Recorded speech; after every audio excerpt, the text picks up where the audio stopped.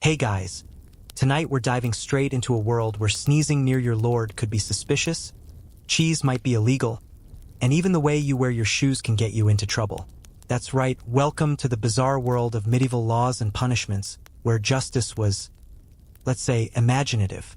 You're wandering through a sleepy village with a cow in the road, a goose in the bakery, and absolutely no idea which crime you might commit just by existing. It smells like wet hay and boiled cabbage, and someone's hammering a new notice onto the church door. Crackles in the breeze. Another law has just arrived from the local baron. You lean closer and squint. No dairy products shall be traded on Sunday unless said dairy is pre-sung over by a cleric. Ah, sure. So, before you get comfortable, take a moment to like the video and subscribe, but only if you genuinely enjoy what I do here. And hey, post your location and your local time in the comments. I love seeing where and when you all tune in from. Now, dim the lights, maybe turn on a fan for that soft background hum, and let's ease into tonight's journey together. You're standing near the town well. A cart rattles by, wooden wheels squeaking, and the man riding it gives you a suspicious look. He's hauling what looks like cheese, old cheese, a little too old. A villager whispers that the man's trying to sell last week's cheese under a fake label. You'd laugh. Except you just remembered that under local ordinance, mislabeled curds can result in a week in the stocks. Yes, stocks. For cheese. You decide to walk carefully now, because in this sleepy town, the laws are as plentiful as chickens, and about as unpredictable. For instance, a statute from 13th century England literally fined people for baking sour bread during feast days. Not for poisoning anyone, mind you, just for dampening the mood. You cross into the market square, where laws buzz louder than the flies, and everyone seems to be quoting them. Thou shalt not tip thy hat to a knight unless acknowledged. No more than 2 geese in a private household unless they be gifts. Don't whistle toward the church after dusk. Are they serious? Oh yes, they are. Most of these edicts trickle down from lords who write them after too much mead and not enough supervision. Like the one from an obscure 14th century village where residents were fined for walking on the left side of a particular alley. No one remembers why. It just felt right at the time. And it's not just human laws you're watching out for. Even your animals have legal responsibilities. If your goat strays into a neighbor's cabbage patch and eats more than 5 leaves worth, you could be summoned to court. The goat might even be inspected. Seriously, in 1266, a sheep was confiscated for gleaning wheat without leave. So you do what any reasonable person would. You find a shady spot behind the bakery, sit quietly, and try not to look like someone about to commit accidental treason. A woman sidles up next to you and sighs. She mutters something about her cousin being fined for selling ale with a fly in it. Could have just skimmed it out, she shrugs. But the ale taster came early. Right rude of him. Ale tasters. Real job. Appointed by the town to taste everyone's beer and fine you if it's unwholesome. You wonder if they enjoyed it. Probably. Free beer, decent power trip, and all the gossip. You spot a young man being chased by a local constable. Basically the town's hall monitor, but with a big stick and even bigger hat. What's he done now? Apparently he played dice on a Wednesday. The horror. Some towns banned games midweek because it distracted laborers from their plows. Historians still argue whether these bans were truly enforced, or just theatrical warnings to keep the rabble in line. There's a gentle breeze now. It carries the scent of roast parsnips and something faintly medicinal. Maybe sage. You feel drowsy, lulled by the rhythm of clinking tankards and murmuring gossip. Then a bell rings. Someone's about to be punished. Everyone drifts toward the square with mild curiosity, like they're off to watch a puppet show. You get up, stretch and follow, stepping carefully around a chicken who looks like it knows a thing or two about legal proceedings. The air smells of burnt parchment and singed hair. Someone must have tried to forge a permit again. That's another common crime. Forgery of licenses, bread stamps, or travel letters. Which is a problem, because no one seems to fully understand what a legal letter is supposed to look like anyway. You pass a boy sobbing quietly next to a stall of bruised apples. His mother leans down and whispers, "Don't worry, darling, the constable won't fine you." It was only 3. Turns out, you could technically be fined for selling more than 2 bad apples without stating so clearly. There's a whole law about deceptive fruit. And that's not even the weirdest one. That prize might go to the law in medieval France where innkeepers were legally required to accept travelers unless said traveler reeked of sulfur or sang in reverse. Not joking. The church worried about demonic possession, and singing backwards was suspiciously devilish. The sun dips lower now, spilling golden light across the square. You sit on a fence post as the punished man is led in. Turns out he's being fined and put on display for using dishonest weights at the grain stall. His crime? He hollowed out the bottom of his measurement cup. You wince in sympathy, but the crowd just nods. Everyone here remembers that merchant who once sold dried peas with stones mixed in.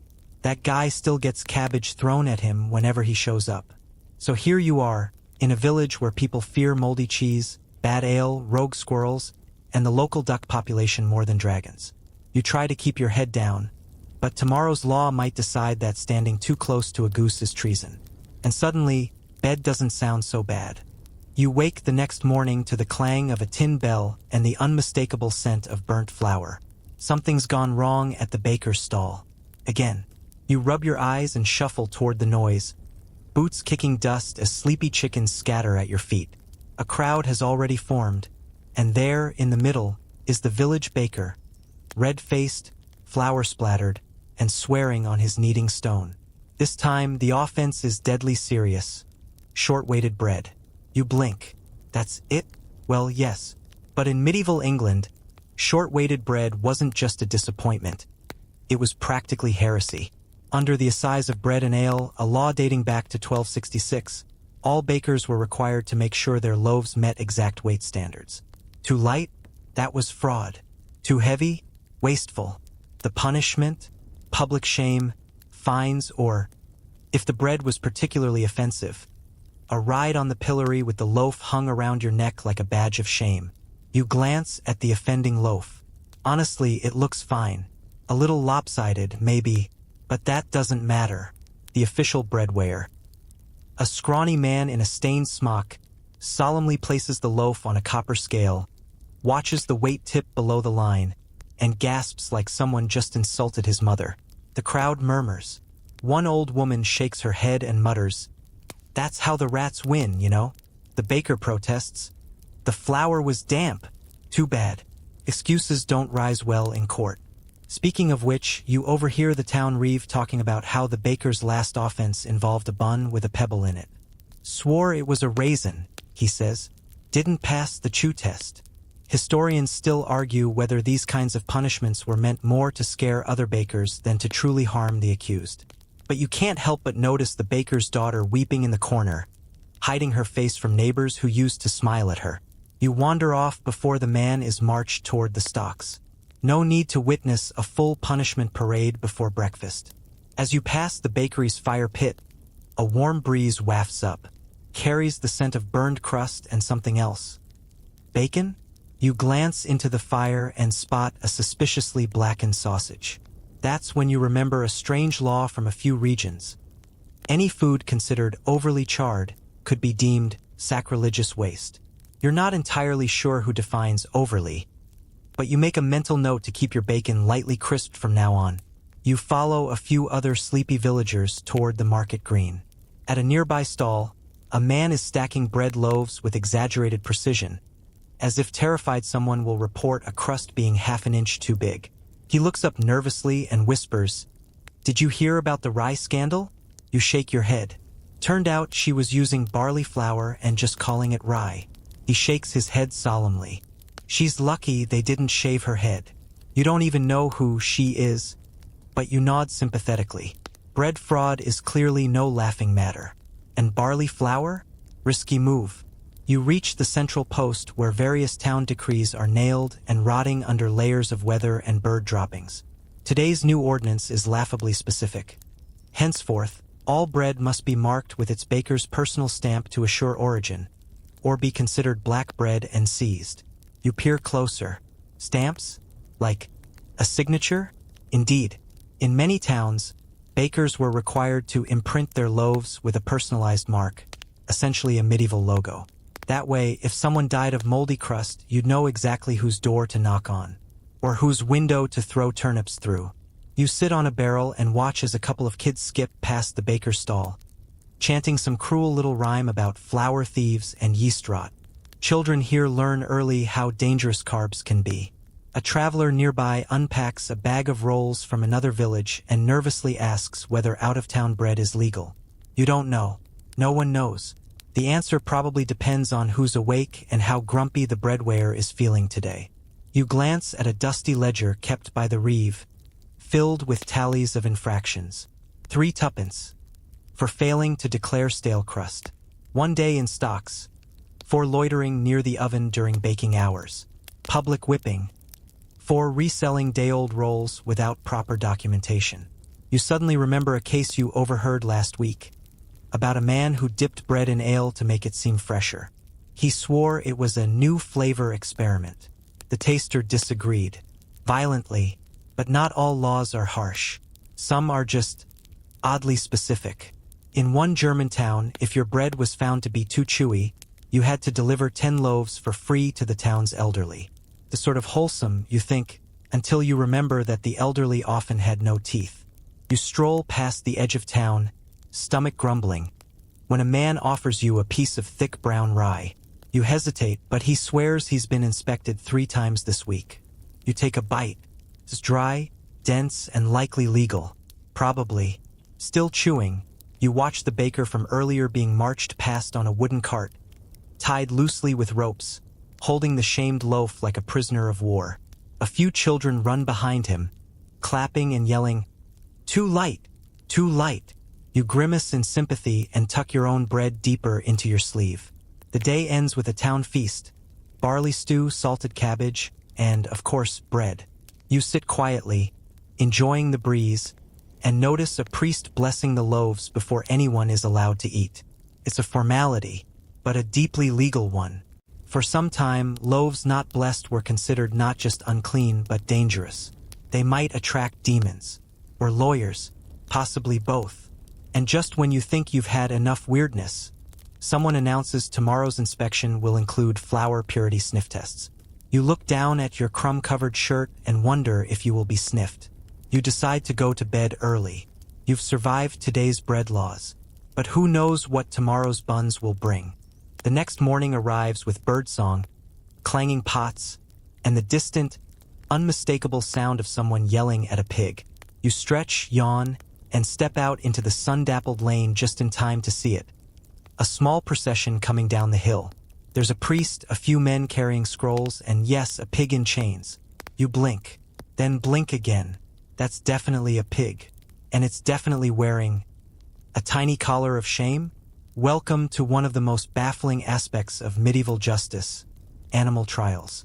You trail the group as they pass the bakery, the flour taster waves, still chewing, and gather near the church steps. The pig, squat and pink, seems unimpressed, but everyone else is whispering excitedly. Apparently, this particular pig has been charged with murder. Yes, murder. Turns out, a child was trampled and bitten last week while chasing this pig around the village square. Tragic, yes, but now, the pig must stand trial for knowingly committing an act of mortal harm. You lean in to confirm. Yes, the priest actually said knowingly. Historians still argue whether these trials were sincere attempts at justice or elaborate moral performances. Some say the real goal was to reassure grieving families that justice, however absurd, had been served. Others believe it reflected deep medieval beliefs in cosmic order. Everyone, man or beast, had their role, and violations had to be addressed, even if your criminal squealed and ate garbage. You find a seat on a barrel as the trial begins.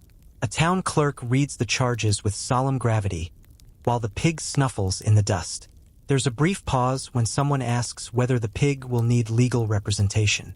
After some mumbling, the priest offers to speak on the creature's behalf. No one objects. This isn't even the first pig trial. You remember overhearing a bard sing about the infamous case of 1386, where a sow was dressed in human clothes and publicly hanged for killing a child in Falaise, France. The local lord insisted on a full trial, complete with a courtroom, jury, and executioner. They even gave the pig a little hat. Fashionable and fatal. You watch as a witness. Small, nervous, and mostly hiding behind his mother. Testifies that the pig looked mean. The crowd nods gravely. Someone else claims the pig lunged with intent. No one asks how they know what pig intent looks like. The priest delivers a short speech about animal nature, divine justice, and the importance of treating all God's creatures with dignity, even when they have blood on their hooves, or trotters. And then, just like that, the verdict is reached: guilty. The sentence? Public execution by hanging. You wince. Even the pig looks mildly insulted. But this is hardly the strangest punishment you've seen. In medieval Europe, animals weren't just tried, they were excommunicated. There are records of rats being cursed from pulpits, fleas being evicted from towns, and locusts being exiled by decree. One village even issued a formal summons to a horde of caterpillars, demanding they vacate within 6 days or face divine wrath. You wonder how the caterpillars took the news. Back in the square, the pig is being led away. A few villagers weep softly. Others nod in approval. One old man mutters, "Fair trial. Bit dramatic, but fair." Someone hands you a pamphlet about proper pig rearing to prevent criminal outcomes. You tuck it into your belt. Could be useful. You decide to walk off the weirdness with a stroll past the smithy, where two men are arguing about whether a goat that eats a tax ledger should be fined or knighted. You don't stay to hear the result.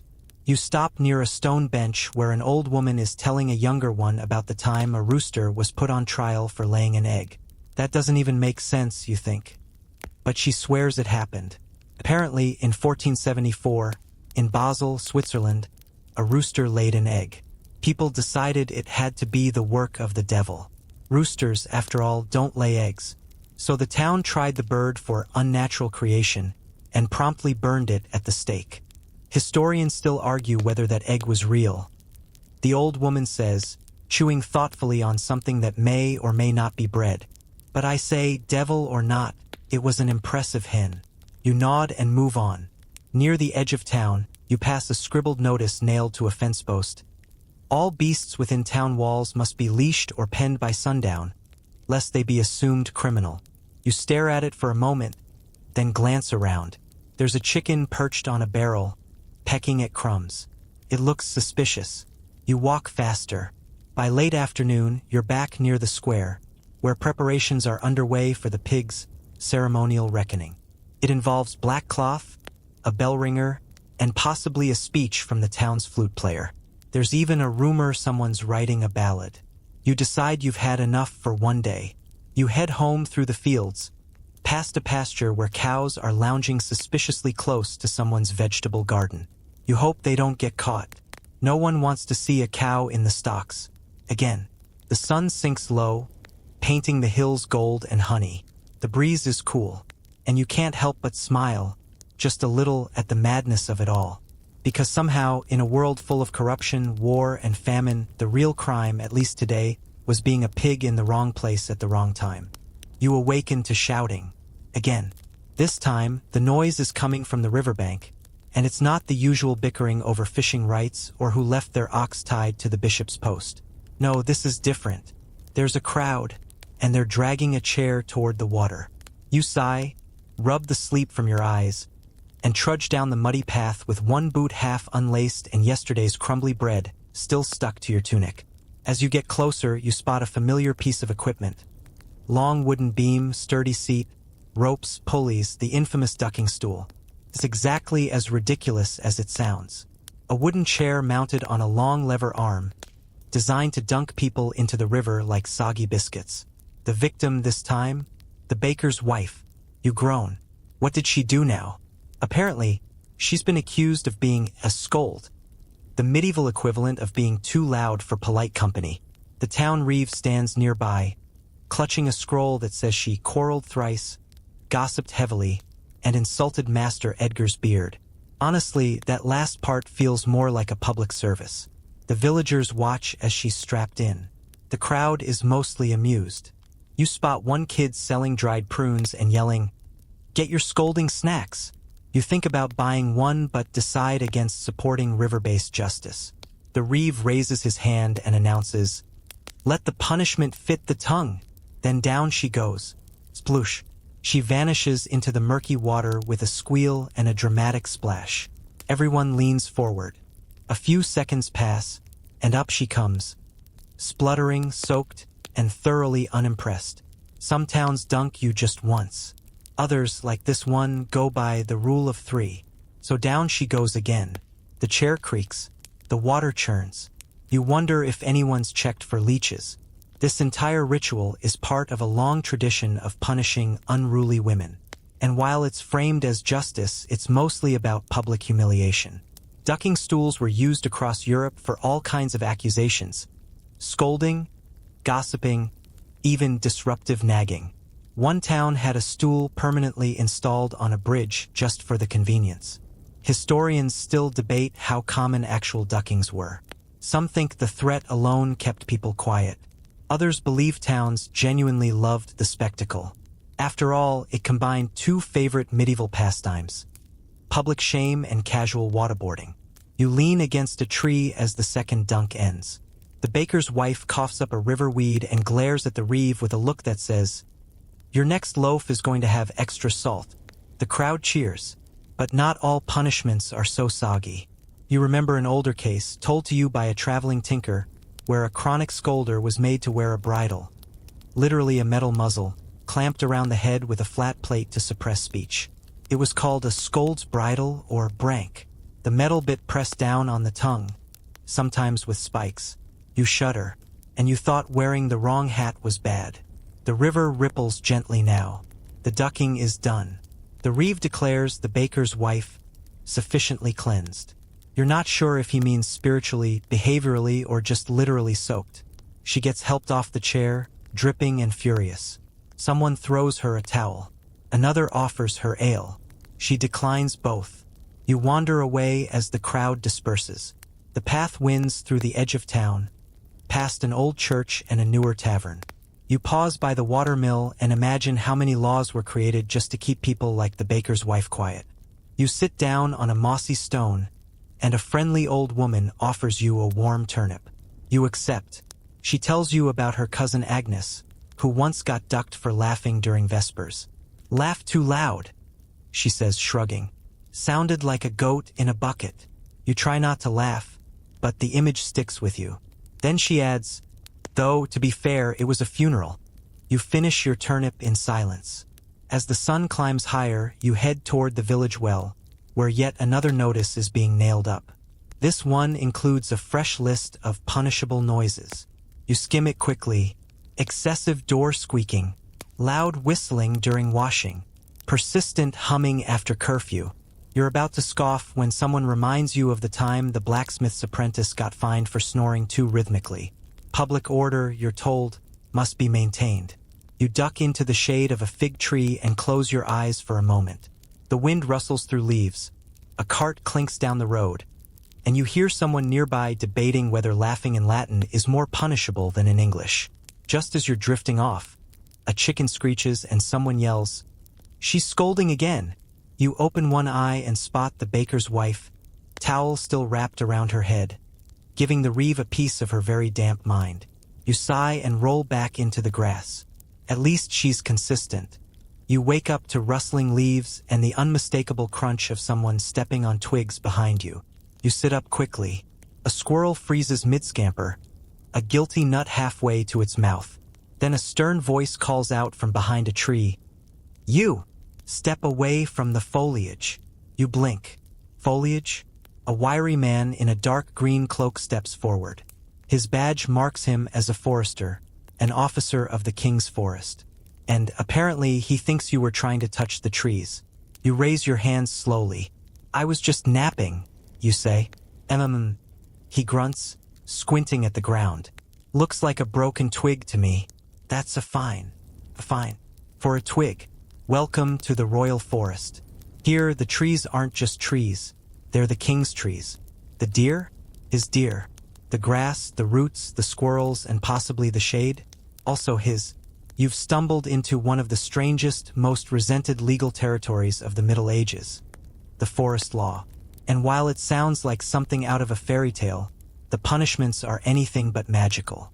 These forests aren't wild, untamed woods. They're designated hunting preserves for royalty and high nobles. Ordinary folks like you aren't allowed to so much as look at a deer funny. Touching game animals, picking fallen branches, or even walking through the forest without good reason could land you in serious trouble. You back away from the tree and mutter something about being merely lost. The forester narrows his eyes but lets you go with a warning. Next time, he says, that squirrel might testify. You nod, deciding not to ask if he's serious. As you walk deeper into the village, a local boy runs up to you, breathless. Did you hear? Old Martin got caught with squirrel meat. You frown. Like, stew. Yeah, said it fell out of the tree. They still fined him 2 shillings and took his ladle. You sigh. Poor Martin. You remember when he was fined for gathering moss with unusual enthusiasm. Apparently, that's suspicious behavior in these parts. You pass the edge of the royal hunting grounds, marked by a crooked wooden sign carved with antlers and thorns. A sleepy guard naps nearby with a hand on his crossbow. You tiptoe past and make a note. Don't mess with royal turf. The forest law was serious business. King William the Conqueror expanded it aggressively in the 11th century, and it only got weirder from there. By the 12th century, vast swaths of land were declared forest, even if they weren't particularly wooded. The term didn't mean trees. It meant the king's stuff, and you did not mess with the king's stuff. You reach a hut on the edge of town, where an old man is making shoes from bark strips and humming a tune about venison vengeance. He offers you a seat and tells you the tale of the poacher who was sentenced not to death, but to walk through the woods with a deer carcass strapped to his back for 2 days. Smelled awful, he says cheerfully, but they said it was better than hanging. Not all punishments were so lenient. You've heard stories of men blinded, branded, or worse, just for killing a stag or felling a tree without permission. Historians still argue whether these stories were exaggerated peasant lore or chillingly accurate. Either way, you're not planning to test it. You head to the village inn, where the locals are gathered around a man with muddy boots and a handful of acorns. Found them in the wrong glade, he says glumly. Now they want me to return them. Someone offers him a pint. Next time, just borrow the wind, she jokes. They all laugh, but it's nervous laughter. Everyone here knows someone who crossed the forest rules and paid dearly. You sip your ale and listen as the conversation drifts to stranger cases. Like the man who tied a ribbon around a rabbit and claimed it was his pet. Not game. Or the woman who painted a deer with blue stripes and said it was a forest spirit, hoping to avoid arrest. Creative, sure. Effective? Not really. Outside, the sky darkens. You step into the cool evening air, feet crunching on dry leaves. Instinctively, you flinch. Was that leaf legal? You chuckle quietly to yourself, but still step onto the cobblestone path just in case. You pass the bakery, where someone has carved a little deer into a loaf. Probably a joke, probably not legal. You decide not to ask. Back near the woods, you see torches bobbing through the trees. Patrol. Forest guards doing their rounds. One of them is singing softly about thorns and treason. You back away slowly and head toward the safety of the town square. Tomorrow, someone says they'll be checking firewood piles. If it smells too fresh, the reeve warns, we'll know it came from the king's glade. You look down at the walking stick you found yesterday and casually tuck it behind a bush, just in case. As the stars begin to twinkle above, you wonder how many people were punished not for stealing, but simply for being in the wrong place. A squirrel chitters overhead and drops a nut near your feet. You leave it there. Too risky. You find a quiet spot by the fountain and rest your eyes, lulled by the soft splash of water and the occasional distant mutter about illegal hedgehogs or treasonous bark. In a kingdom where even the squirrels need alibis, you decide to sleep with your hands visible and your shoes pointing away from the trees, just to be safe. You wake up to the sound of fabric ripping. Not ominously, just dramatically. Someone's robe has torn, and the entire village seems invested in whether it was intentional. A group has gathered near the well, and a young man is blushing furiously as an older woman points to his socks. Those are silk, she hisses.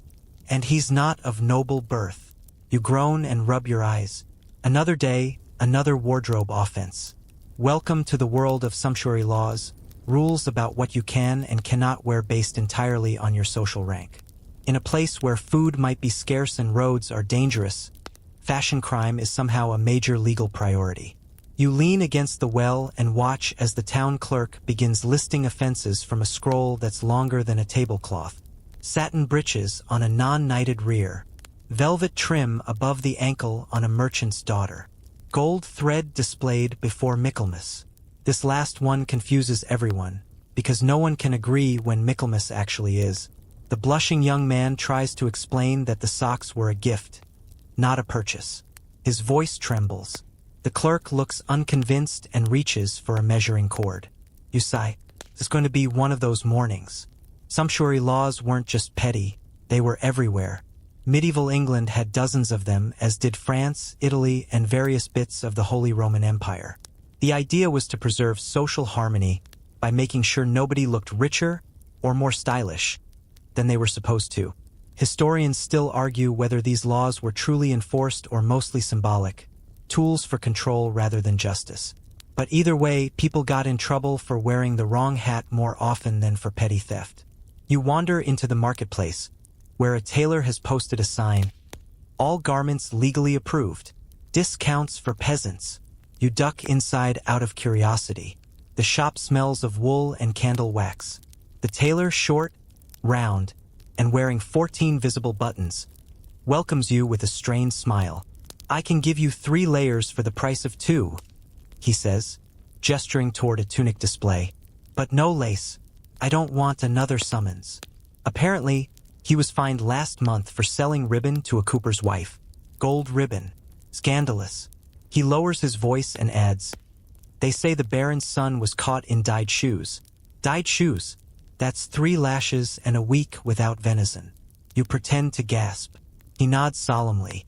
You glance over a bolt of green cloth and suddenly remember a strange case you once overheard at the next village over. A butcher fined for wearing a crimson belt during Lent. No one could explain why.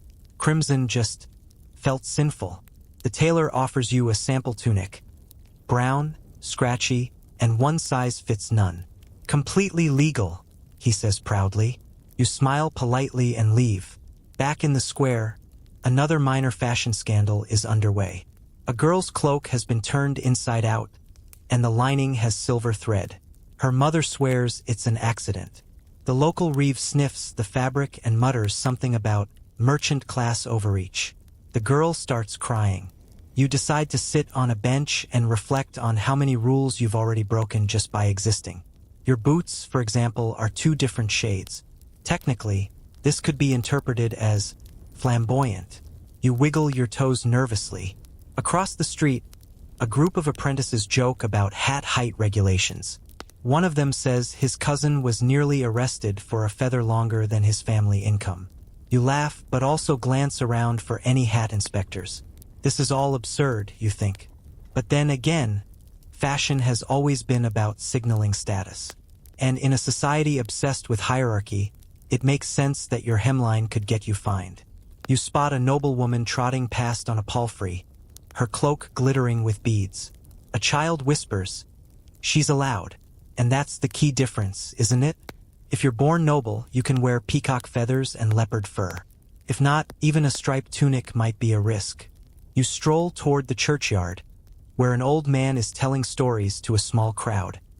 He points to his patched robe and says, "Once, I wore blue linen on a Sunday."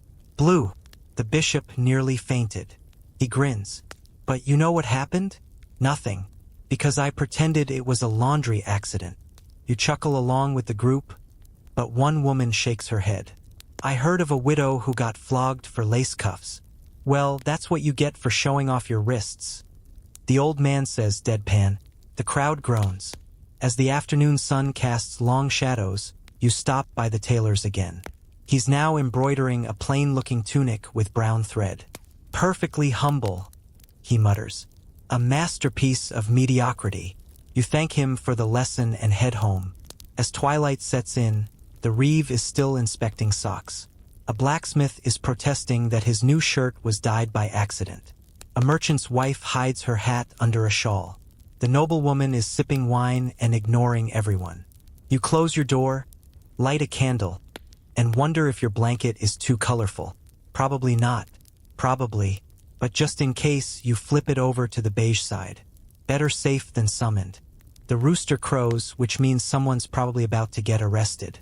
You stretch, blink at the ceiling, and remember, today is market inspection day, when the town's officials stroll through the stalls pretending they know the difference between fair trade and mild extortion. You toss on your legally appropriate tunic, tug your belt to exactly the allowable tightness, and step outside. The town is bustling already. A fishmonger is fanning flies off a barrel of herring, while loudly denying that any of them were leftover from Michaelmas. Two weavers argue over whose wool is blessed and whose is merely warm. And near the corner, the alewife is hiding something behind a barrel. You sidle over, curious. She sees you and grins. "Wanna buy something uninspected?" she whispers. You raise an eyebrow. She holds up a bottle. No label. Dangerous stuff. You're about to politely decline when a trumpet blares at the far end of the market. The reeve has arrived. He's flanked by two clerks, a scroll-bearer, and a particularly sour-looking ale taster with a ladle hanging from his belt like a weapon. The crowd stiffens. Prices drop 5 pence. Baskets are reshuffled. Chickens are hushed. Here we go. They stop first at the bread stall. The baker, yes, the same one whose wife was ducked, is visibly sweating. The reeve lifts a loaf, sniffs it, pokes it twice, then declares it adequate. The crowd exhales. Next, the fishmonger. The reeve sniffs, frowns, sniffs again. The fishmonger begins a nervous monologue about brine variants and blessed salt. The taster dips a finger, gags slightly, and gives a thumbs down. Two boys drag the entire barrel away, accompanied by chants of "stink tax, stink tax." The market, as you've learned, is its own ecosystem of legality. Everything has a regulation. Honey must be labeled with bee origin. Cheese can't squeak when cut. Ale must be strong enough to inspire joy, but not so strong that someone confesses to murder halfway through a pint. You follow the reeve's team as they move on. A vegetable seller is fined for displaying cabbages in a too lustful manner. No one knows what this means, but he's fined anyway. Historians still argue whether these market inspections were about hygiene or hierarchy. Some claim they protected the poor from spoiled goods.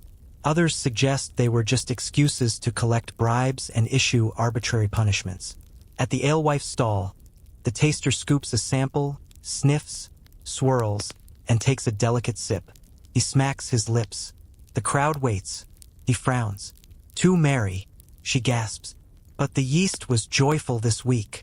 "Doesn't matter," the reeve says. "Reduce the mirth." They write her a warning. Excessive fermentation with deviant intent. You edge past the cloth merchant, who is currently being grilled about the thread origin of her linen. "From the east," she says vaguely. "East of the chicken coop." That doesn't fly. They demand a license. You sneak around the far side of the square, hoping to avoid further law tangles.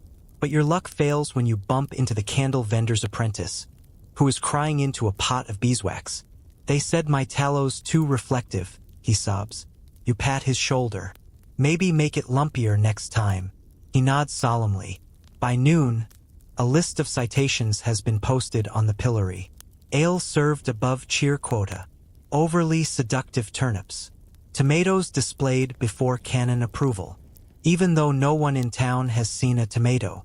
A traveling friar mutters, "In Rome, they call this Friday," and walks off. You sit under the shade of a stall and watch a woman argue that her honey isn't from bees, but from blessed wasps.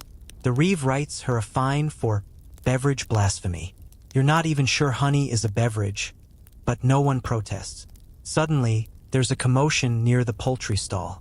A hen has escaped and is strutting toward the reeve, clearly unafraid. Someone whispers, "She's the one who laid the square egg last week." A child throws a coin. The hen pecks it. The reeve eyes the scene suspiciously, writes something down, and declares the hen a probable heretic. The crowd murmurs. The hen walks away proudly. By the time the sun begins to set, the market is a battlefield of compliance and creativity. A meat seller is scolded for hanging sausages too close to a monk. A flour merchant is warned not to stack his sacks in a suggestive manner. A boy selling quills is told to sharpen them with less violence. You buy a loaf of bread with a legal weight certificate, a turnip, properly modest, and a cloth rag, dyed with natural sadness. As you head home, the Reeves team starts compiling the fines. The scroll is longer than ever.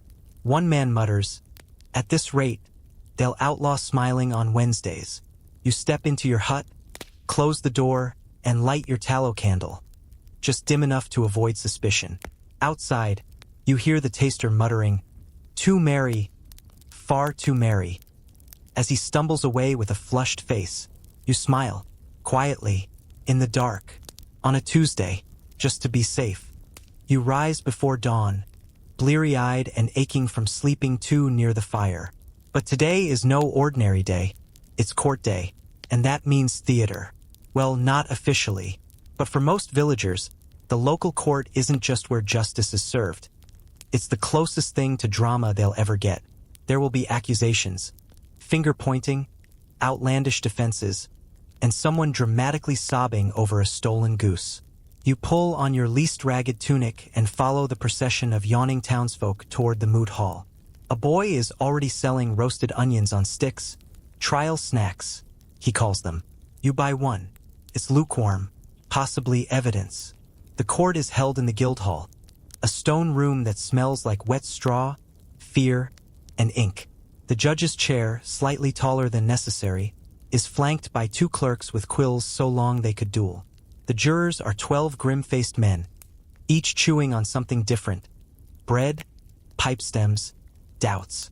You squeeze in near the back just as the Reeve bangs a staff and announces, "Let justice begin!" The first case is a dispute over dung, specifically whose ox dropped it and whose turn it was to collect it. The two farmers argue passionately. One accuses the other of dung theft. The other says, "You can't steal what's been abandoned." The judge rules that dung left in the commons belongs to the first person to claim it verbally. The court clerk records it. The precedent is now official. He who shouts "mine first" shall keep the feces. You glance at the boy next to you, who is quietly practicing saying "mine" under his breath. Next up, goose-related slander. A woman claims her neighbor called her bird unnaturally plump, which she insists is both an insult and a falsehood. The neighbor protests, "It is plump, my lord. I have eyes." The judge has both geese brought in. They are paraded down the aisle like witnesses. One honks accusingly. The jury confers. Verdict: the goose is quite plump, but no malice can be proven. Case dismissed. You stifle a laugh. Now comes a serious one. Fence encroachment. A merchant accuses a blacksmith of moving a boundary post by the width of a turnip. The court measures it. Turnips are apparently a recognized unit and finds the fence in violation. Punishment: the blacksmith must return the post and provide the merchant with a turnip of equal or greater girth in compensation. A clerk sketches the turnip in the margin of the scroll. Historians still argue whether these quaint-sounding cases were indicative of a slow legal system or simply the daily reality of rural justice. After all, without lawyers or written contracts, everything depended on community memory, loud arguments, and the occasional vegetable. You watch as an old man is accused of witchcraft by soup. The claim that he served a stew so spicy it caused hallucinations. The carrot spoke Latin, the victim claims. The judge, unimpressed, asks whether anyone else tasted the soup. One juror raises his hand. "Tasted fine to me," he says. "Bit heavy on the leek." The case is dismissed. The man nods, victorious. His soup remains legally mysterious, but no longer criminal. The next case is weirder.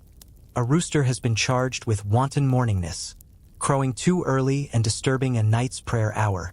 The bird is carried in, looking thoroughly unfazed. The judge scowls. "Has the rooster been warned previously?" "Yes, Your Honor." says the knight solemnly. 3 times. The judge leans back. Rooster, he says, you are hereby fined 1 worm's worth of offense. See that it doesn't happen again. The clerk records, cock fined, penance paid in potential protein. You step outside for air. A boy is selling I survived court day pins. You consider buying one. Outside the hall, 2 villagers are reenacting the dung trial with twigs and a potato. A girl charges 2 pence for the show. You toss her a coin and watch as the potato is dramatically claimed and reclaimed. Back inside, the final case is announced. False prophecy at the mill. A man claimed it would rain if the millstone spun counterclockwise. It did not rain. The villagers now seek reparation for emotional disturbance and spoiled expectations. The accused defends himself. The stones almost spun backwards. That counts. The jury is split. Half believe he's a harmless fool. The other half want his cap confiscated as a warning to other would-be weather wizards. The judge sighs and compromises. The man must sweep the mill steps every morning until the next equinox. He bows slightly proud. You admire that level of self-confidence. Court concludes as the sun begins to dip behind the rooftops. The reeve declares justice has been served, the scrolls are sealed, and the geese are released. You head home, still nibbling on your roasted onion. It tastes like triumph and mild indigestion. You lie down on your straw mat, replaying the day's legal chaos. Roosters fined, turnips measured, soup cross-examined. Justice, it seems, is less about fairness and more about performance. Still, it works. Mostly. Unless you're the rooster. You wake to distant bells and something off. You can't quite place it until you sit up and realize. The village is quiet. Too quiet. Not everyone slept in quiet. Not a feast just ended quiet. No, this is ominous quiet. The kind that suggests something important and very inconvenient has happened. You throw on your tunic, buckle your boots, and step outside to find half the villagers gathered near the pillory. The other half are standing by a freshly painted sign nailed to the church door. You squint to read it. By decree of the Lord Steward, all bakers shall henceforth bake loaves of the standard weight. Any short-measured bread shall be punished by forfeiture, public shame, and 1 rotten tomato to the face. You blink. It's a size of bread day. The dreaded bread regulations have arrived. You remember hearing about these laws, designed to ensure that bakers don't cheat customers by making loaves lighter than they should be. Sounds reasonable in theory, but in practice, you once saw a man exiled from a village for selling a bun that weighed 1 pebble too light. Historians still debate whether these laws were truly about fairness or just another excuse to punish the already overworked bakers. Regardless, the law was the law, and it was enforced with enthusiasm. The reeve steps forward now with a pair of scales, a rusty bell, and an expression that says, "Today is going to be long." He announces, "Bring forth the bread." The village baker, a thin man with flour on every inch of him, carries out a wooden tray stacked with loaves. He is sweating. His wife trails behind, mouthing prayers and clutching a cabbage for moral support. The scales are set. The loaves are weighed. One by one, the reeve lifts them, inspects them, and declares each acceptable or light. The 3rd loaf is too light, barely, maybe a few crumbs worth. The crowd gasps. The reeve nods gravely. Let the punishment be just. Someone from the back yells, "Tomato him!" You wince as a very ripe tomato arcs through the air and lands with a splat on the baker's shoulder. The baker sighs, closes his eyes, and says, "At least it wasn't cabbage again." This law, formerly known as the Assize of Bread and Ale, dates back to 1266 in England. It wasn't just about weight, it also fixed prices. Bakers were expected to adjust the size of their loaves based on the price of grain, but never raise the price itself. So if grain got expensive, you had to make your bread smaller, but not too small. Hence the scales. To stay on the safe side, most bakers created something called the baker's dozen, 13 rolls for the price of 12. That extra loaf? It was legal insurance, a buffer against the wrath of the reeve. You watch now as the baker tosses an extra roll to a child in the crowd. "For luck," he mutters. The Reeve allows it. He's learning, he says approvingly. But not all vendors are so lucky. A young woman selling oatcakes is accused of pre-soaking her weights, wetting the scales to make her goods appear heavier. She denies it, but her hands are damp and her smile is guilty. She's fined 2 pence and sentenced to public flowering. A bucket is brought out. She stands still, whoomph, covered. The crowd claps politely. Justice. You head toward the ale stall, curious about the second half of the assize. The taster from earlier is already there, wobbling slightly. He raises his ladle, takes a sip, and shouts, "This brew is acceptable. Mildly melancholy, but acceptable." You nod. Lucky brewer. Not everyone is that fortunate. You overhear an older man mumbling about the time he was punished for selling air bread. Crusty on the outside, hollow in the middle. More shell than substance, the Reeve had said. He was sentenced to carry a hollow loaf on his head for a week. Birds ate it by Thursday. You pass a boy selling baker's apology cards. One says, "I loaf you. Please forgive me." Another says, "It wasn't light. It was fluffy." You buy 2. You wander through the stalls as more loaves are tested, more fines issued.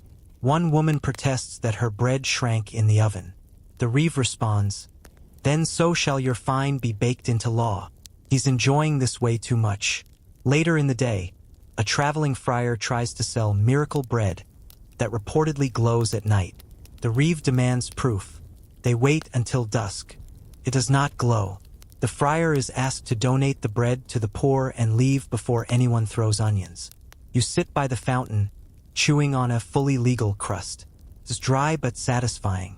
A small group of children pretend to weigh pebbles and fine each other with leaves. One child is accused of selling invisible muffins. Another is crowned Lord of Crumbs. You watch as the baker trudges home, flour in his hair, dignity somewhat intact. His wife carries the last few loaves and mutters something about starting a cabbage farm. The bell rings again. Assize day is over. You head home under the orange sky, your bag slightly heavier with legal carbs.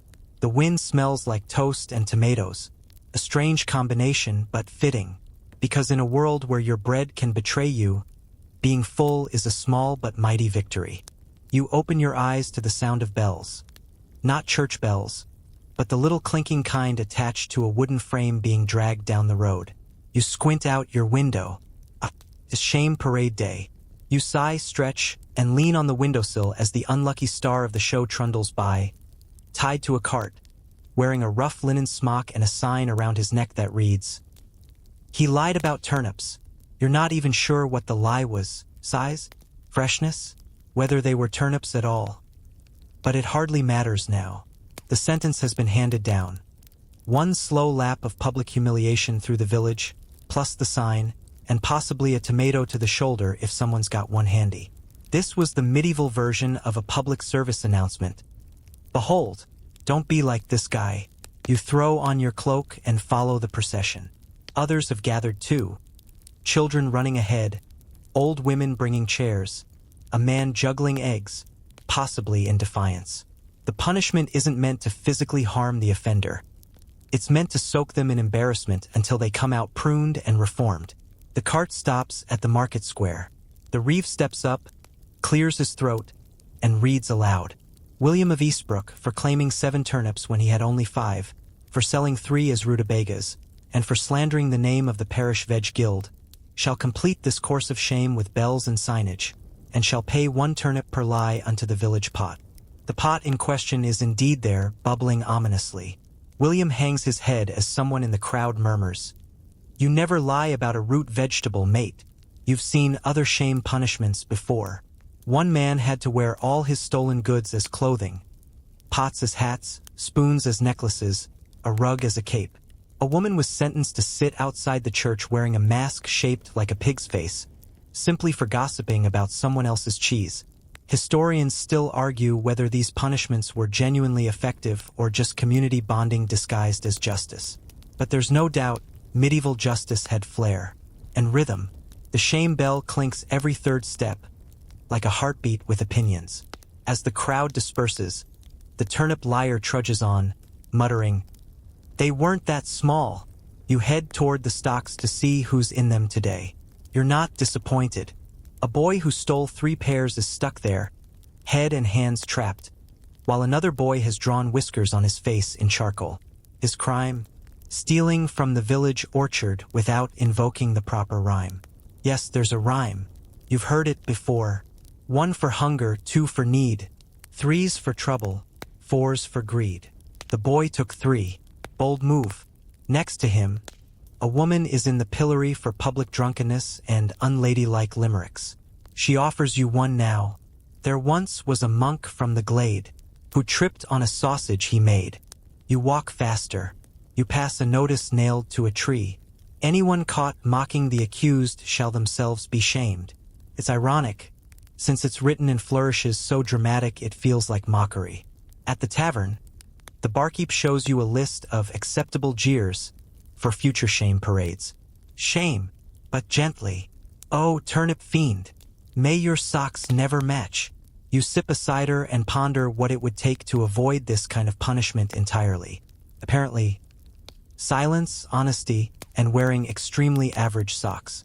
You remember a legend about a man who faked his own shame sentence just to avoid real jail time. He crafted a fake sign, "I spoke loudly near the bishop," and wore it for a day, then walked free. The reeve later admitted it was too clever to punish. Then again, there's also the story of a man who volunteered for the shame cart just to promote his turnip business. It backfired spectacularly. Rotten Rich's turnips never caught on. You leave the tavern and pass the whipping post, thankfully in use today. Corporal punishment is rare these days in your village. Humiliation, on the other hand, is thriving. Less blood, more storytelling. A child runs by wearing a hat that says, "Honor is a good hat." You smile. Back at the stocks, the pear thief sneezes, and someone throws a handkerchief at him. "For hygiene," they shout. The pilloried woman is now singing a ballad about eel pies and lost love. The reeve emerges again with a bucket of chalk and begins marking today's shame stats on the church wall. Turnip lies 1. Rhyme violations 1. Unlicensed limericks 3. Bell complaints 0. "Good day," he says. You stroll home as the sun sets, passing someone washing the shame cart with vinegar and muttering, "Tomorrow it's cabbage fraud. I just know it." You shut your door, pull your blanket over your head, and whisper a silent vow. Tell the truth. Rhyme when required. Never insult a rutabaga. Seems simple enough. The next morning, you wake up to church bells and the distant sound of someone yelling about a fish. Not just any fish, mind you, a forbidden fish. You shuffle into your shoes and wander toward the square, drawn by the escalating commotion and the promise of nonsense. Sure enough, a heated argument is unfolding between the town priest, a merchant, and a suspiciously damp fisherman holding a rather smug-looking trout. You sidle up next to the butcher, who whispers, "He tried to sell fish on St. Simeon's fast day, and it's the wrong kind of fish." You blink. "There's a right kind?" "Oh, absolutely," the butcher replies. "That one's got scales." You look again. The trout is indeed scaled. Apparently, that's a problem. Welcome to the wild world of religious dietary laws. A medieval labyrinth of food, fasting, and legal fish classifications that could make your head spin faster than a spit-roasted goose on Christmas Eve. Back in the day, what you ate wasn't just about survival, it was about sin. Church law dictated when you could eat, what you could eat, and even how you cooked it. And while the priests claimed it was about piety and restraint, the rules were more tangled than a stew full of eel bones. Today happens to be a fasting day. No meat, no animal fats, no smug trout.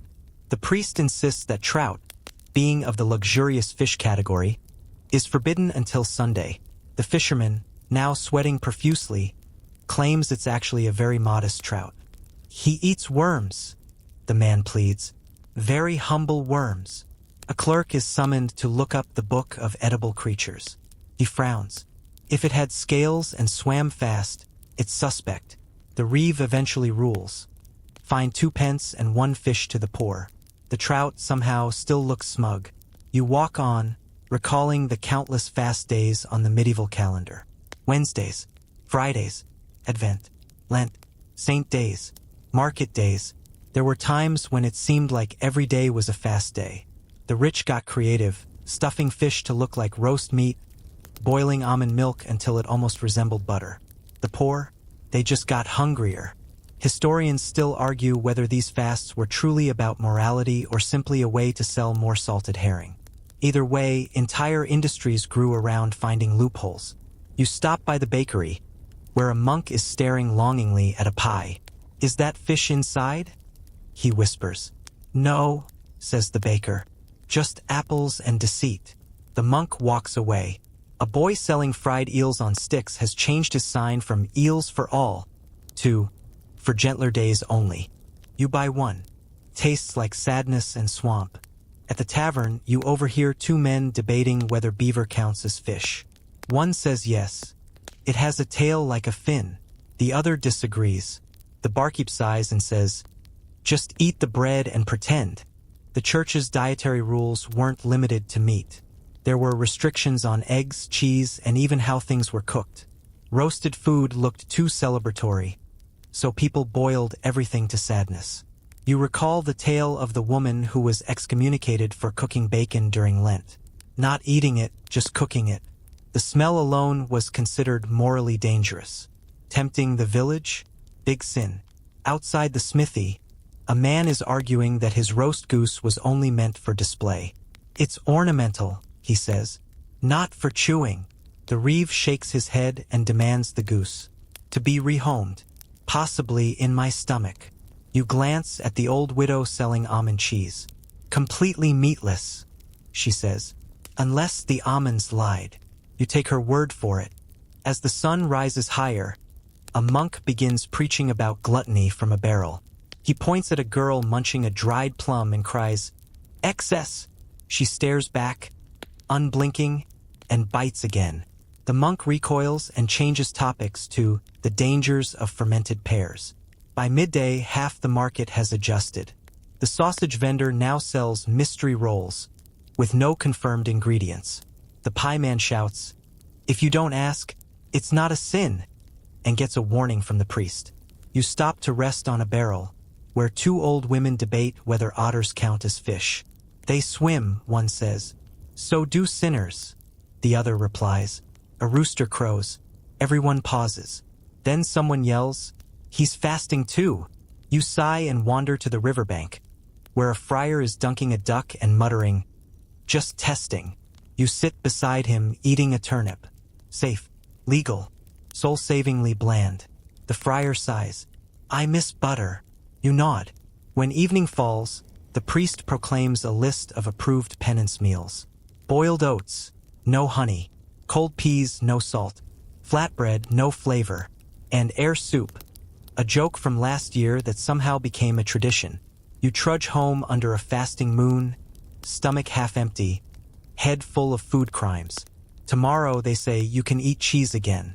Maybe, assuming it wasn't made with joy. You awaken to the sound of a cow bellowing. Not the angry kind, just the "someone forgot my breakfast" kind. Still, it's enough to pull you from your blanket and back into your tunic, because today you've been summoned to the field.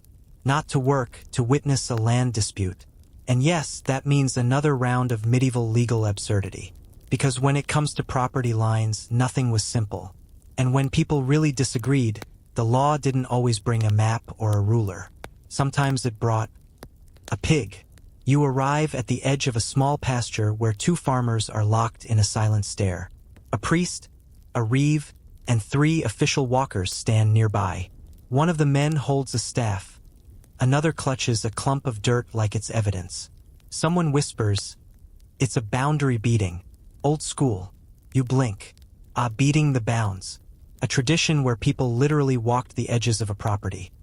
Often once a year, whacking the landmarks with sticks so everyone remembered where the lines were. Historians still argue whether this was a legal ritual or just an excuse to hit rocks and trees. But it worked. People remembered what got whacked. And sometimes who got whacked onto it. A boy scampers by and shouts, "Hit the bush! Prove the line!" The reeve obliges, giving a bramble a solid smack with his walking stick. "This bush separates Thomas's barley from Edgar's beets," he declares. "Always has." Edgar snorts. "Until last week, that bush was in my garden." The priest clears his throat. "Then we must test the truth. They bring forth the pig." You stifle a laugh. "This isn't a joke. The pig will be set loose between 2 rows of crops. Whichever field it prefers to trample will supposedly reveal who's been putting manure on whose side." The pig waddles into the middle, sniffs the air, and sits down. The priest frowns. Ambiguous oinks. You turn away before someone suggests divine pork interpretation. Instead, you walk toward the marsh, where a different property issue is simmering. 2 shepherds argue over who owns a particularly moody sheep. One claims she wandered off 3 weeks ago and only just returned. The other insists she's been his ever since Candlemas. They try calling her by different names: Daisy, Belinda, Susan. The sheep ignores everyone. Finally, one of the wives steps forward and says, "She answers to whistling." She demonstrates. The sheep trots over. The crowd gasps. The judge rules. Whistle owner wins. Sheep custody established. Back in the pasture, the pig has finally wandered to Edgar's side, directly into the beet rows. Thomas groans. "Confirmed," says the reeve. "This land now belongs to Edgar."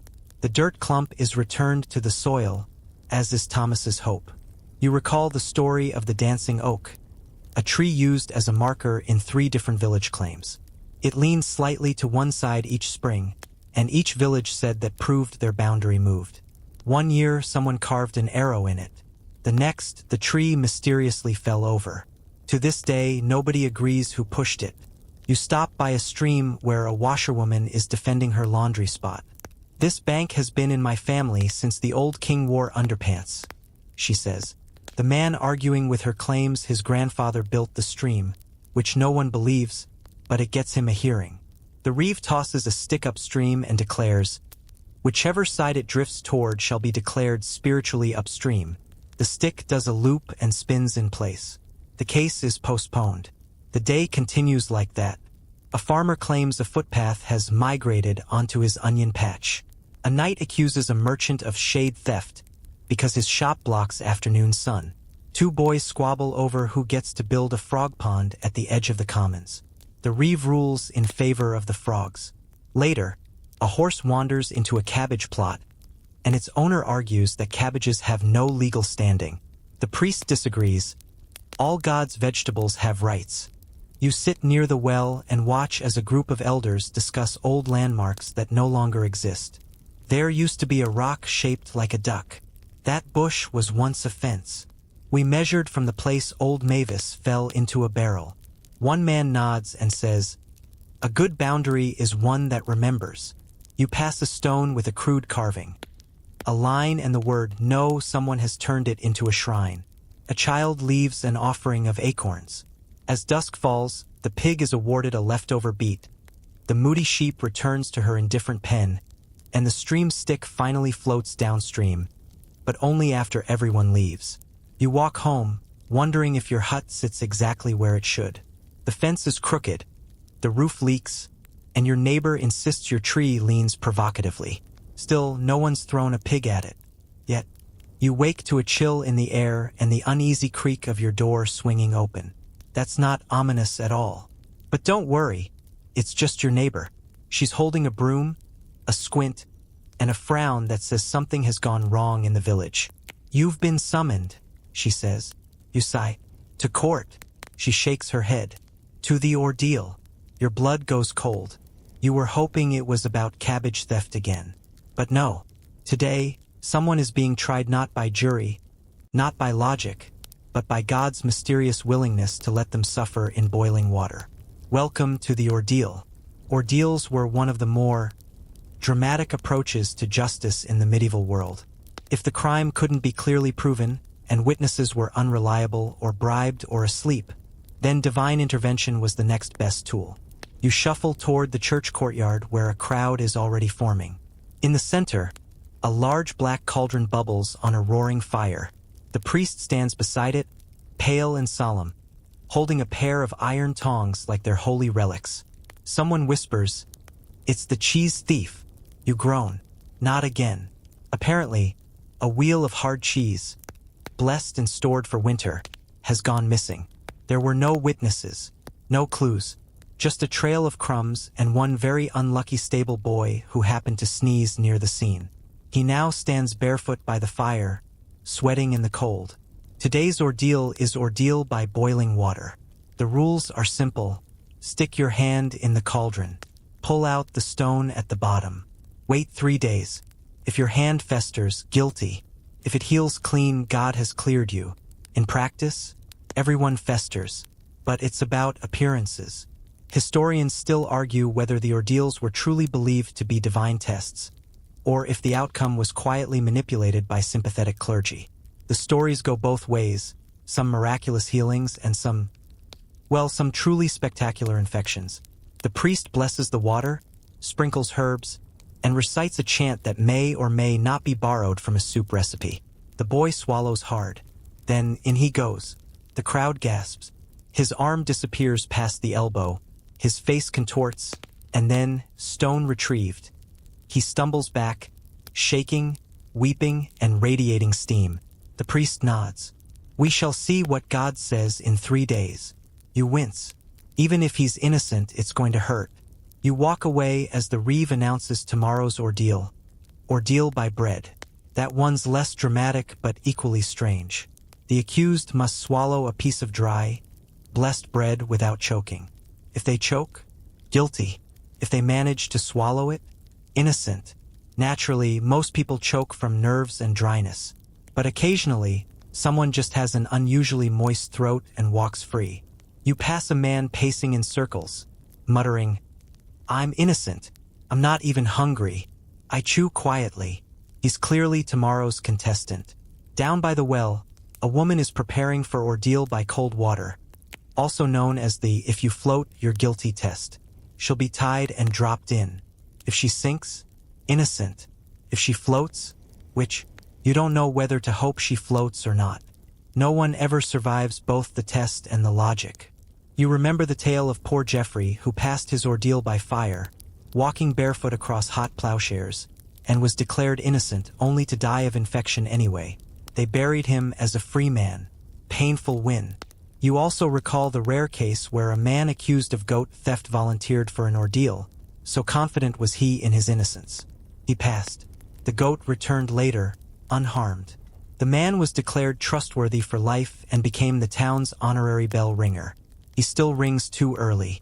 At the tavern, you overhear 2 old men playing ordeal dice, a betting game where you guess the outcome of tomorrow's trial. One bets on mild fester, the other on miraculous healing. The bartender mutters, "Cheese thieves never get miracles." You sit with your cider and think about how often justice came down to blisters and breath control. No witnesses, no hope, just a cauldron and a prayer. The reeve enters, carrying a scroll and a very long spoon. "No cheese yet," he says grimly. You head home under the moonlight, the air thick with smoke from the trial fire. The village feels tense. No one wants to be next. One woman boards up her pantry. A man hides his bacon in a tree. As you reach your door, you see the stable boy again, his arm wrapped and shaking. He glances up. You nod. 3 days, he whispers. "Sleep," you say. He doesn't. You shut the door, douse the lamp, and wonder what ancient gods think of blistered palms and burnt truth. Maybe they're hungry for cheese too. You wake to the most glorious of medieval sounds. Gossip being shouted across a muddy lane. "She passed it," someone cries. "She passed the bread." You sit up, blanket still tangled around your knees, and catch only fragments. Choked a bit, but not fully. Miracle throat, that one. Priest nearly fainted. The woman accused in yesterday's ordeal by bread? Innocent. You stretch, amused. Justice, in this case, was apparently soft and lightly toasted. But the mood in the village is shifting today. There's a different kind of nervous energy in the air. People are tidying their stalls, adjusting their cloaks, practicing curtsies. A child is getting his hair braided by 4 women at once. Something's coming. You spot the reeve unusually clean, muttering as he polishes the bell. Just a visit, just a check, just a minor noble with a very long sword. That explains it. Today is a lord's inspection. When the local noble or steward or some cousin of someone vaguely important decides to visit the village to make sure no one's accidentally invented democracy or forgotten to bow at things. You sigh. You'll need your boots. By the time you reach the main path, the entire village is transformed. Mud has been relocated. Sheep have been moved out of sight.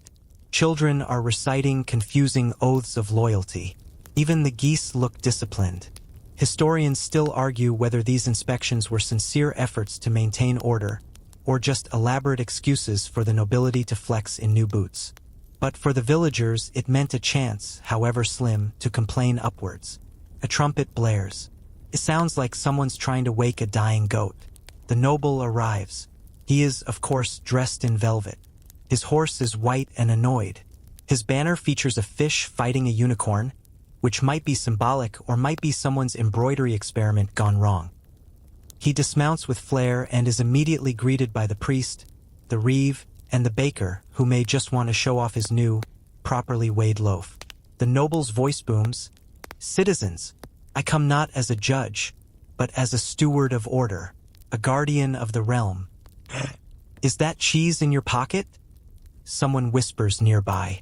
The noble inspects the stocks, peers into the grain store, and samples a pear. He declares it passably regal and moves on. Next, he demands to see the village's tax records. You watch as the reeve hands over a scroll thick enough to kill a squirrel. The noble squints, frowns, and mutters. "You still tax for shadows?" "Yes, my lord," says the reeve. "Only when they fall across 3 plots. Wise." The noble replies, obviously confused. Then comes the hearing. Villagers line up, one by one, to present complaints too serious or too ridiculous for the local court. The first is a woman who claims her neighbor's rooster crows the word doom.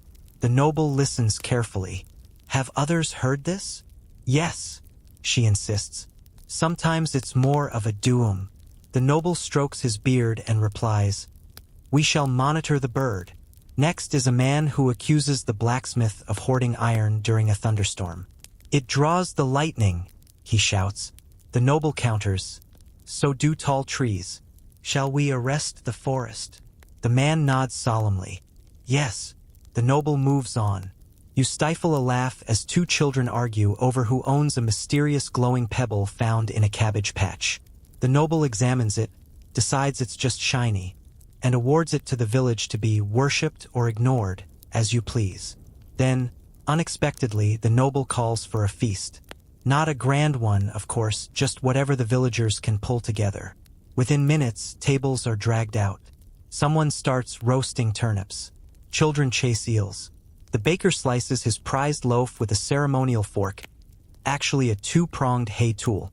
You sit with your cider as the noble gives a slightly drunk speech about duty, valor, and that time he nearly tamed a hedgehog. As the sun sets, people begin to relax. The noble, surprisingly, is now playing dice with the pear thief. A child sits on his knee, feeding him raisins and calling him Uncle Velvet. You overhear the steward promising to look into the mud tax. He won't. Still, there's something comforting about the pageantry of it all. Sure, the noble will ride away in the morning and forget every name, but for now, you're all living in the same story. Just for a night. As the feast winds down, the reeve presents the noble with a gift from the people. A wheel of slightly unblessed cheese and a carved wooden chicken. The noble accepts it like it's a crown jewel and declares, "You are a good and law-abiding village." The priest smiles. The baker sighs. The rooster, somewhere in the distance, mutters a faint doom. You wander home under the glow of torchlight, full of turnips and ridiculous pride. You didn't get fined. You didn't get questioned. And your hut is still standing. You lie down, still chuckling at the idea of divine cheese inspections and noble oaths about hedgehogs. Justice, it seems, occasionally wears velvet, and sometimes velvet plays dice. You awaken to bells again. Not alarm bells, not church bells, but the deep, hollow clang of the village crier's shame bell, swinging low and slow. It's the sound of closure, of endings, of one last tale before you can finally sleep without someone yelling about fermented pears. You stretch, roll over, and pull your blanket tighter, but curiosity wins. You throw on your cloak and step outside into the pre-dawn mist. The village crier is standing in the center of the square with a scroll nearly as long as a fishing net. He clears his throat. By order of the Lord Steward, the reeve, the priest, and old Mavis, who threatened to curse our butter, this day shall be known as. He unrolls the scroll, struggling not to step on it. The day of final pardons and forgotten sins. You blink. That sounds hopeful? The reeve steps forward, holding a small wooden box. All fines, penalties, and punishments that have not yet drawn blood or invoked sheep shall be reviewed for mercy. There's a hush. Even the geese are quiet. This is no ordinary day. This is medieval amnesty. The once-in-a-very blue moon moment where grudges are reviewed, fines are forgiven, and justice takes a nap. Historians still debate whether these days were legal necessities, spiritual traditions, or just convenient ways to clean the books before the taxman came calling. But for the villagers, it's a lifeline. The baker approaches first. His crime? Loaf shrinkage on a fast day 3 weeks ago.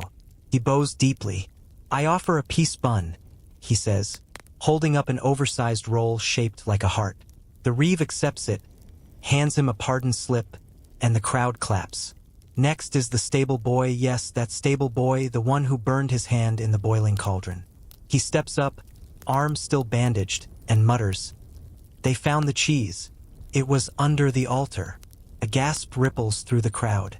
The priest closes his eyes, sighs, and says, "God moves in mysterious dairy." The reeve tears the boy's name off the scroll. Pardoned. You wander the edges of the square, watching as people take turns offering apologies and tokens of goodwill. A woman returns a stolen turnip and receives a hug. A man admits to drawing whiskers on the pilloried boy.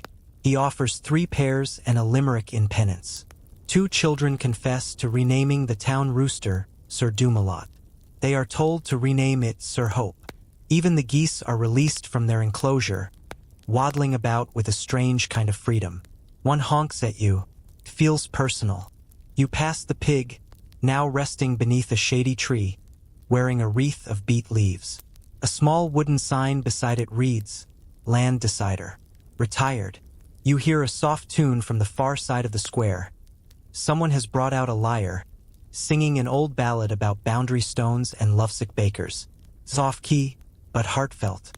The noble from yesterday left before dawn, but he sent back a message written in suspiciously clean handwriting. To the village of bread and law and strange accusations. I saw order. I saw chaos. I saw a goat that winked at me. Long may your rules be mostly followed. It's now tacked to the tavern wall, underlined and framed with garlic. As the morning drifts into midday, the scroll of pardons is nearly empty. The reeve makes one final declaration. Let all small wrongs be righted in laughter. Let no cabbage grudge last past sunset. Let eels swim free and loaves rise high. Everyone cheers, mildly confused but deeply satisfied. You spend the afternoon in the company of stories, sharing the best ridiculous punishments and worst fast day recipes. The time a man wore fish scales as armor to avoid Lent. The woman who built a fake shrine to claim her laundry patch. The 3-legged stool trial, don't ask. Even the priest smiles today, which usually only happens when someone overdonates turnips. You find yourself by the river at dusk, where candles float quietly on small pieces of wood. Each one represents a sin let go, according to local tradition. Yours drifts a few feet, spins once, and sinks immediately. You decide that means closure. Back home, you sit by your small fire, letting warmth creep into your bones. Outside, the village begins to dim. No bells now, no cries of shame, just the quiet sounds of a people finally allowed to forget for a night. You think about everything you've witnessed. Pies on trial, bread weighed like gold, pigs deciding land rights, cheese confessions, rooster prophecies, and law delivered by boiling water and bread crumbs. Medieval law wasn't fair, not really. It wasn't consistent or kind, but it was somehow memorable. And when the world felt unpredictable and wild, even bizarre rituals gave people a feeling of control. And, let's be honest, sometimes a little public humiliation did make people behave. You smile, eyes growing heavier. The fire crackles. The rooster mutters one last sleepy do. The village sleeps. And so do you. Now you let everything soften. The wind eases through the thatch, brushing gently against the shutters like a lullaby. The fire lowers its voice to a whisper, and your limbs sink deeper into the mattress, heavy with stillness. Out in the village, torches have dimmed. Even the geese, bless their noisy souls, are silent. There's nothing left to judge. No bread to weigh, no pigs to chase, no fasting cheese debates. The reeve is home, polishing his bell. The priest is mumbling sleepy prayers over his favorite spoon. The baker finally sleeps, arms wrapped around a legally acceptable loaf. And you've earned your rest. Let the laughter of absurd justice drift into dreams. Let the boiling cauldrons and whispering roosters fade to echoes. Let the memory of parchment laws and cabbage bribes gently melt into the quietest kind of forgetting. You are safe here, unaccused, undisturbed, unreasonably proud of your turnip collection. Tomorrow the bells may ring again, but for now, there is only hush, warmth, and the softness of peace after nonsense. You're exactly where you should be. Good night.